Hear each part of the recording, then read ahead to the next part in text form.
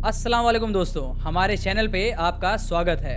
आज हम बात कर रहे हैं गाज़ा में इंसानियत की उस जंग की जहां हर दाने दाने के लिए ज़िद्दोज़हद हो रही है। एक तरफ जहां आसमान से खाने के पैकेट गिराए जा रहे हैं, वहीं दूसरी तरफ ज़मीन पर मदद पहुंचाने के रास्ते बंद हैं और समंदर में मदद लेकर आ रही नावों को रोका जा रहा है। क्या ये हवाई मदद लाखों भूखे लोगों के लिए काफ़ी है या ये सिर्फ दुनिया को दिखाने के लिए एक भयानक दिखावा है? चलिए जानते हैं पूरी खबर। सबसे पहले बात करते हैं उस हवाई मदद की जो फिर से शुरू हो गई है। शनिवार रात को इजराइल ने ऐलान किया कि उसे गाज़ा में हवाई जहाज़ों से खाने के पैकेट गिराए गए हैं। उनमें आटा, चीनी और डिब्बा बंद खाना शामिल था। इजराइल का कहना है कि ये कदम भुखमरी के आरोपों को झूठा साबित करने के लिए उठाया गया है। इजराइल के इस एक कदम के बाद यूएई ने भी ऐलान कर दिया है कि वह भी गाज़ा में हवाई मदद तुरंत फिर से शुरू कर रहा है और अब इस मुहिम में ब्रिटेन भी शामिल हो गया है। ब्रिटेन के प्रधानमंत्री सर कीर स्टामर ने कहा है कि यूके जॉर्डन के साथ मिलकर गाज़ा में हवाई मदद पहुंचाने की योजना पर काम कर रहा है।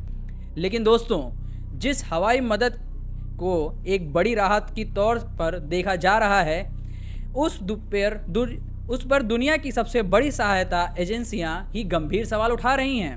दुनिया की जानी मानी संस्थाएं जैसे कि रेड क्रॉस और नॉर्वेजियन रिफ्यूज काउंसिल ने इसे एक भद्दा मजाक और ध्यान भटकाने की एक अजीब कोशिश बताया है।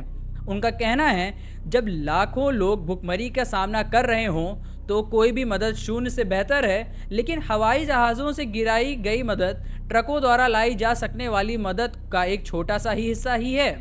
लेकिन एक अधिकारी ने तो यहाँ तक कहा कि हवाई मदद से ये भी पता नहीं चलता कि खाना किसे मिल रहा है, ज़रूरतमंद को या किसी और को।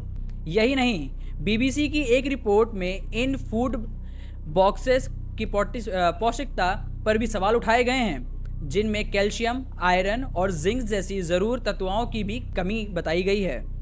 अब बात करते हैं समुंदर और ज़मीन के रास्तों की।